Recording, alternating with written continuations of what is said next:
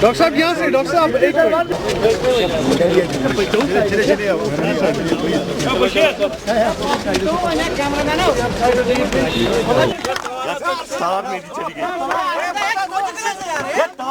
की तरफ से आप मीडिया का शुक्रगुजार हूँ कि आपने इलेक्शन को बहुत अच्छी तरह से कवर किया। मैं लोगों का भी शुक्रगुजार हूँ कि उन्होंने सबको मौका दिया अपनी बात रखने का। अब आवाम तक है, आवाम क्या फैसला करती है वो मई में पता लग जाएगा।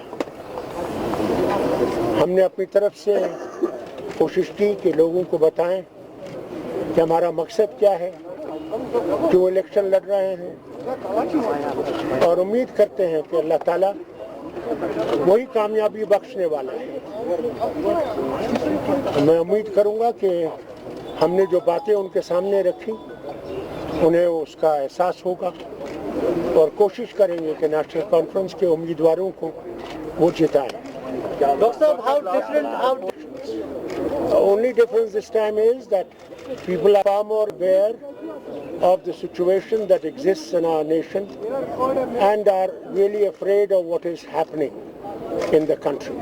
Let me also add, in the context of Kashmir, these elections have been significantly different from the by-election of 2017 that Farooq Saab won.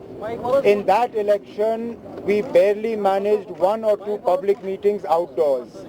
All our election activity was confined to closed rooms and walled off areas.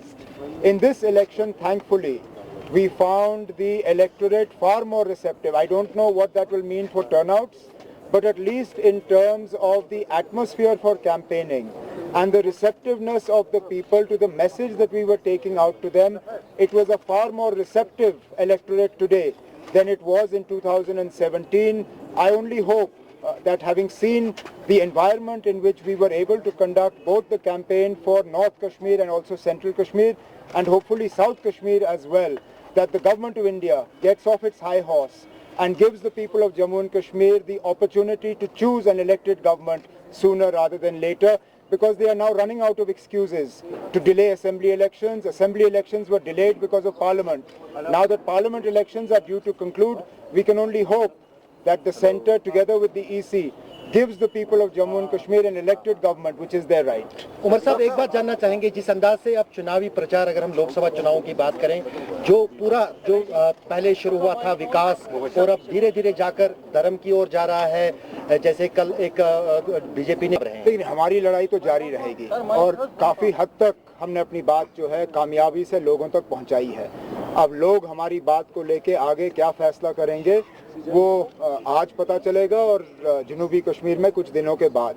लेकिन जहां तक आपने पूरे मुल्क में प्रचार की बात की, ये सही है कि बार बार जो है बीजेपी से अलग अलग बातें सुनने को मिल रही हैं। पहले तो उन्होंने पुलवामा और बालाकोट पे इलेक्शन लड़ने की कोशिश की, जब पता चला कि वो चल नहीं रहा है उन्होंने एक आध दिन से डेवलपमेंट की बात की जिसको कोई अब हजम नहीं कर रहा। अब क्योंकि बीजेपी के पास जब और कुछ रहता नहीं है तो वो मजहब का कार्ड निकाल के मजहब का कार्ड खेलते हैं।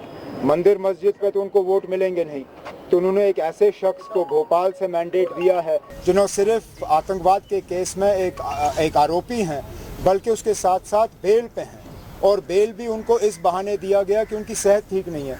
मुझे बताइए, अगर उनकी सेहत जेल में रहने के लिए ठीक नहीं है तो उनकी तबीयत इलेक्शन लड़ने के लिए ठीक कैसे हो सकती है। मैं उम्मीद करूंगा कि जल्द से जल्द जो है जिस अदालत से उनको ये बेल दी गई है उस अदालत से ये बेल कैंसिल हो जाए, क्योंकि अगर उनकी सेहत इलेक्शन के लिए ठीक है तो उनकी सेहत फिर जेल के लिए भी ठीक है। वो तो